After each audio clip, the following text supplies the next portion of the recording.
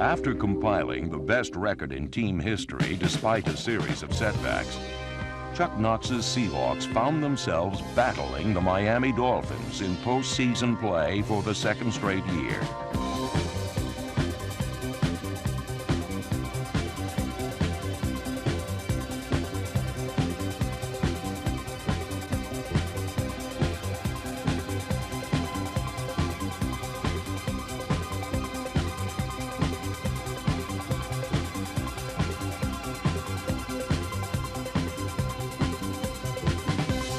For one half, Seattle held back the record-setting offensive power of the Dolphins and kept the game within reach. But in the end, the Seahawks fell to the eventual conference champions 31-10. Never in team history had a final game so profoundly failed to capture the essence of a Seahawks season. This had been the greatest year in franchise history, and it had been achieved against substantial odds. It began under the summer skies of Canton, Ohio, where football legend Paul Brown awarded the game's highest honor to one of the Seahawks' own. Ladies and gentlemen, I give you a presentation to the Hall of Fame, my guy, Michael McCormick. While Seattle's general manager was being enshrined, the team he had helped put together was preparing itself in training camp. Fresh from their first playoff appearance, the Seahawks were anxious to repeat. And the man who would once again carry much of the workload would be conference rushing champion Kurt Warner. This year it's a different approach. I feel like one of the boys. I feel like this is my home. I know the system. I know what Chuck Knox expects from me. I know what I have to do out there, and I feel very comfortable this year as opposed to last year. With Warner leading the way, the Seahawks began the year against the Browns in quest of their first opening day win in team history. The defense recorded 7 sacks, and quarterback Dave Craig threw 3 touchdown passes as Seattle crushed Cleveland 33-0. This should have been the Seahawks' happiest opening game ever. Instead, it turned into a gut-wrenching nightmare. Wingback set off the tight end at the right. They go to Warner on a pitch right. He's got some blocking. Now cuts it down to the 5, and down he goes at the 4-yard line. Oh, Pete, he's hurt. He's hurt. He's holding that right knee. He pulled up as he was making his cut, and his leg just went limp on him. Oh, my, you hate to see that. Dave Craig is over there with the Seahawks medical staff. Oh, my. Isn't this something? Do you lose Kurt Warner in the very first ball game? Oh, if you do, you're in big, big trouble. The absence of Kurt Warner would in no way ever be an excuse for us not to win.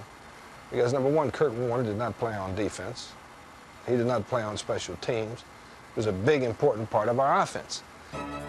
So what we had to do was to find some other people that could together, collectively, take up the productivity that was going to be missing with Kurt Warner out of the lineup. Whether it was the quiet leadership of Franco Harris or the slashing style of Dan Dornick, Seattle's other runners were ready for the challenge.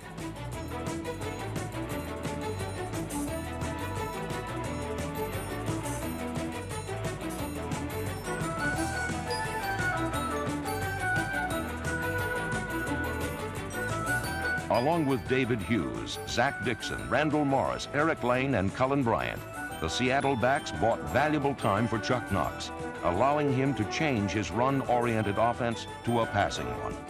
All the strategy that had been formed in training camp had to be revised. But through this difficult period of adjustment, the team hung together and the Seahawks kept right on winning.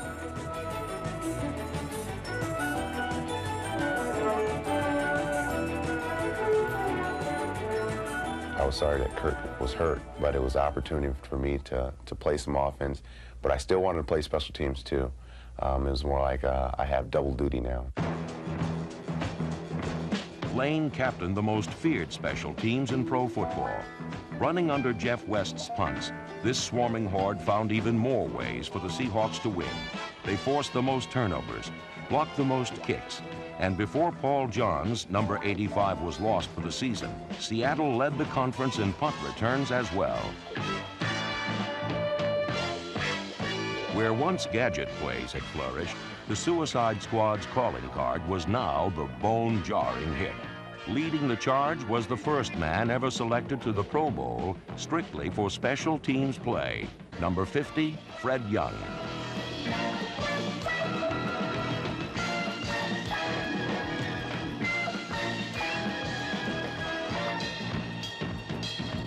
Williams at the 1-yard line, kids up the middle behind the wedge, the 15, and as he ridden down, he really got clotheslined.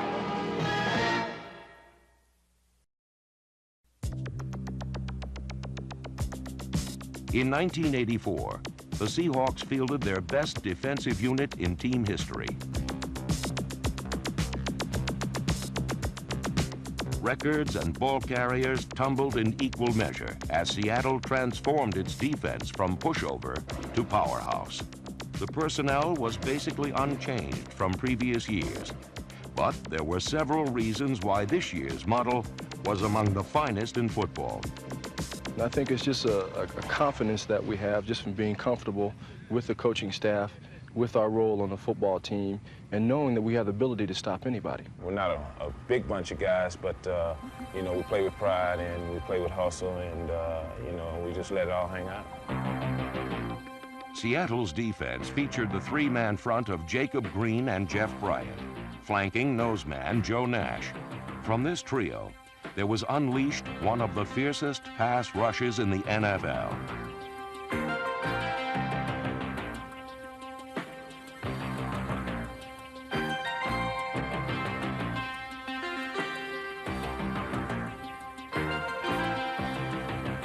I think it has to do with just us playing together as a unit for the last 2 years in the 3-4.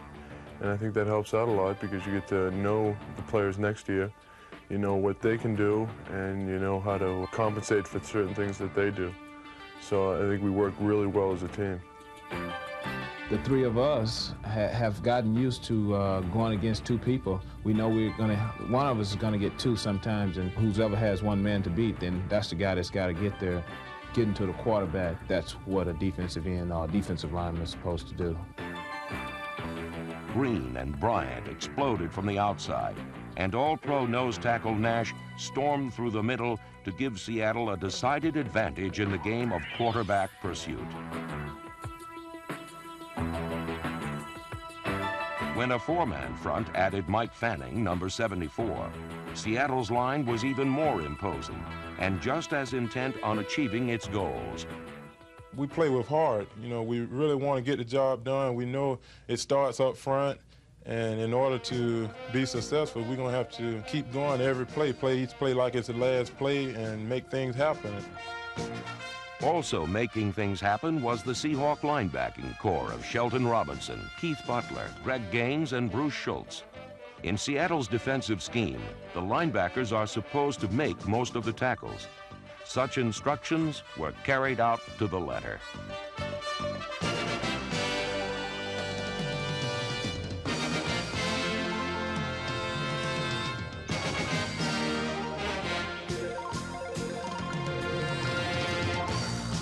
Seattle wasn't reluctant to send a defensive back in on a tackle either. Blitz with a Harris, Jufek, or Brown. Shoot in a Moyer, Simpson, Jackson, or Taylor. Or better yet, simply take the ball away. The Seahawks forced 38 interceptions and 63 turnovers, by far the most in the NFL and the second highest total in league history.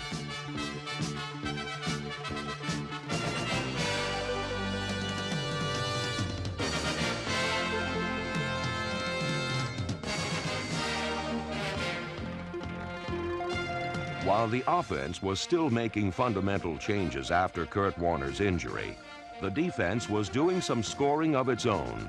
Combining with the special teams, Seattle's defense scored or set up 188 points. In a year when such contributions made an enormous impact, one athlete in particular eclipsed the feats of every other defensive player in the NFL. On behalf of what Kenny Easley has done for us as a team and as a man, I'd like to present him with this game ball. In 1984, Kenny Easley danced well ahead of the pack in pro football's elite.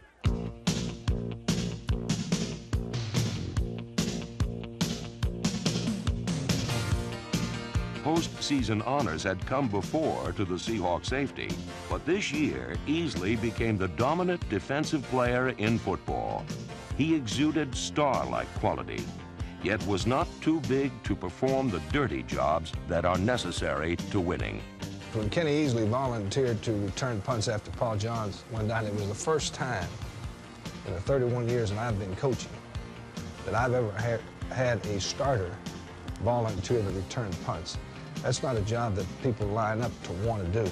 With this unselfish act, Easley set an example that his teammates never forgot.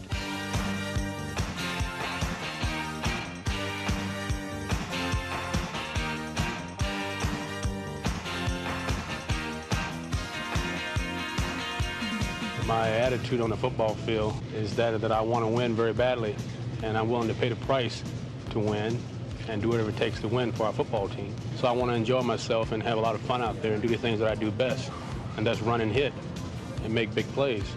Easley made an abundance of big plays, including a league-leading 10 interceptions.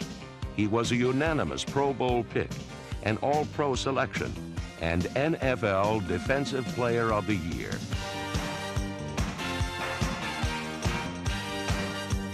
It was Easley, along with the rest of the defense, who sparked a mid-season streak against division opponents that all but clinched a playoff berth.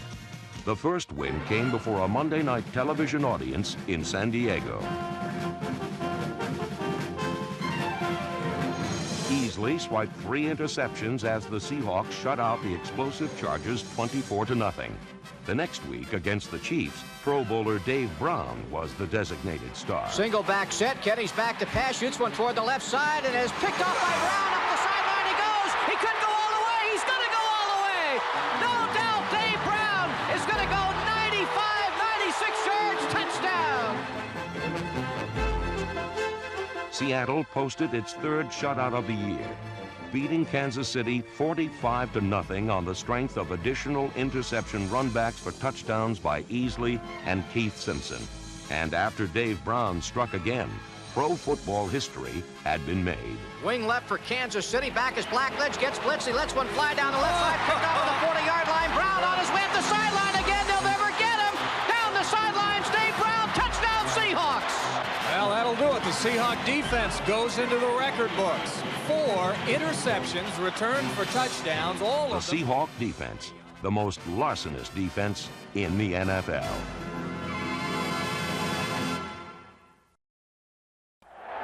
In 1984, the Kingdome rocked with the ear-splitting noise of football's most enthusiastic fans, so devoted that no distance was too great to keep them from being the Seahawks' greatest ally. I moved up here from South Carolina because I'm a Seahawk fan. Had to be close to the Seahawks. I travel 1,800 miles just to see the Seahawks every weekend. Where are you from? Cordova, Alaska. The crowd has a lot to do with, us winning here. They were unbelievable. We have the greatest fans in the nation. There's no doubt about that. Anytime you win, especially playing it here with the Seattle Seahawks, our crowd is at least 25% of our victory. The largest, noisiest crowd in Seahawk history gave their team all the support it needed as Seattle beat the Raiders in mid-November on Monday Night Football. While the defense forced 6 turnovers, the Seahawk passing game was in peak form. 1st and 10 at the 20. Craig a play fake back to pass in the end zone. Touchdown Seahawks! What a pass Dave Craig just threw. Dave Craig is the type of player who will do anything to win. And in 1984, he did a little of everything to win.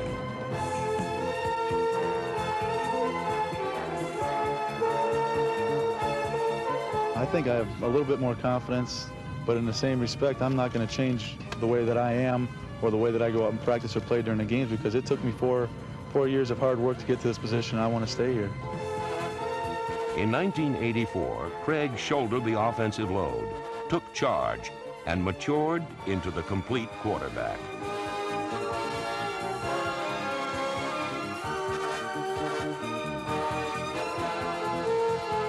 Only Miami's Dan Marino threw for more touchdowns than Craig's 32. Dave passed for at least one score in every game he played. He shattered team records and made the Pro Bowl. And he did all this even though opponents knew the Seahawks would be throwing on nearly every down. Fortunately, there were quality pass targets like Darrell Turner, number 81, a long striding rookie who averaged 20 yards per catch and grabbed 10 touchdowns.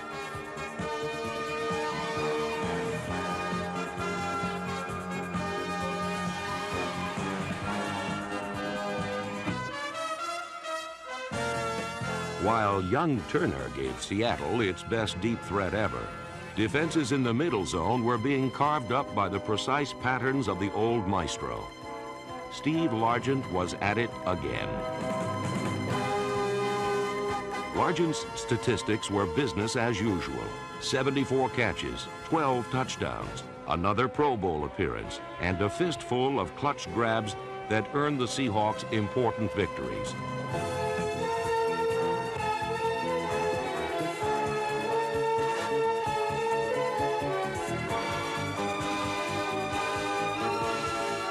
By November, Seattle's passing game had taken shape and was carrying the offensive burden. In no game did the Seahawks' aerial power contribute more than in a late season first-place showdown in Denver against the Broncos.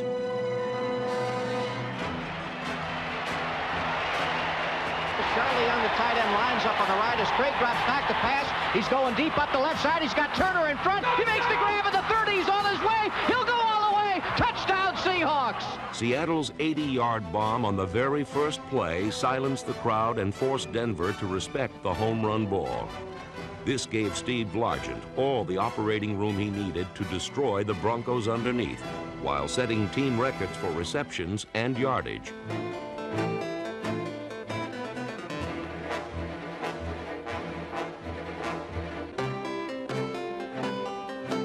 Behind perfect protection, Craig passed for 400 yards and 3 scores. And when a late Bronco rally failed, Seattle won 27-24 to join Denver atop the AFC West standings. But 3 weeks later, in the rematch that would decide the Western title, it was the Broncos who prevailed. The Seahawks still made the playoffs with a 12-4 record, their best ever. But now, they face the wild card round and a tough opponent, the defending world champion Raiders.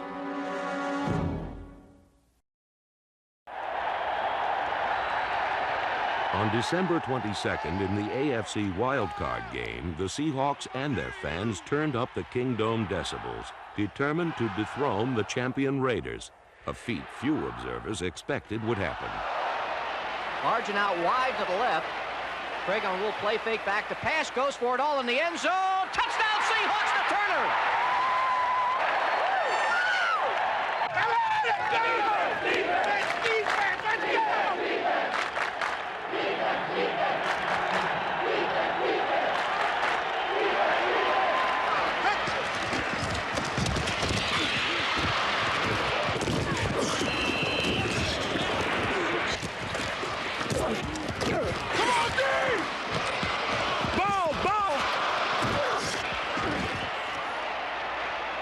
Set with King and Allen. Allen comes out of the backfield as Plunkett's back to pass, scrambling out to his left. Plunkett cranks up, throws a deep bomb down the middle. Harris leaps up, intercepts at the 30-yard line. Seattle ball.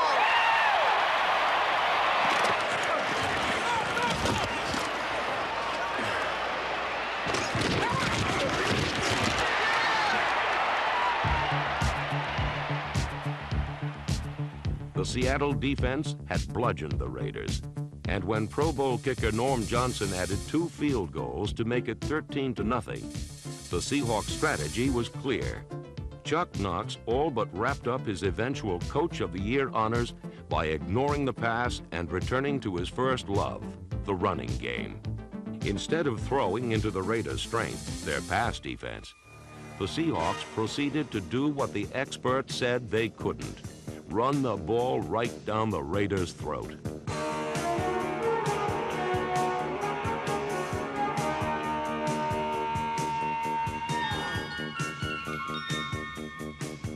With the offensive line of Blair Bush, Edwin Bailey, Robert Pratt, Ron Essing, and Bob Kreider leading the way, Seattle runners David Hughes and Dan Dornick rushed for over 200 yards.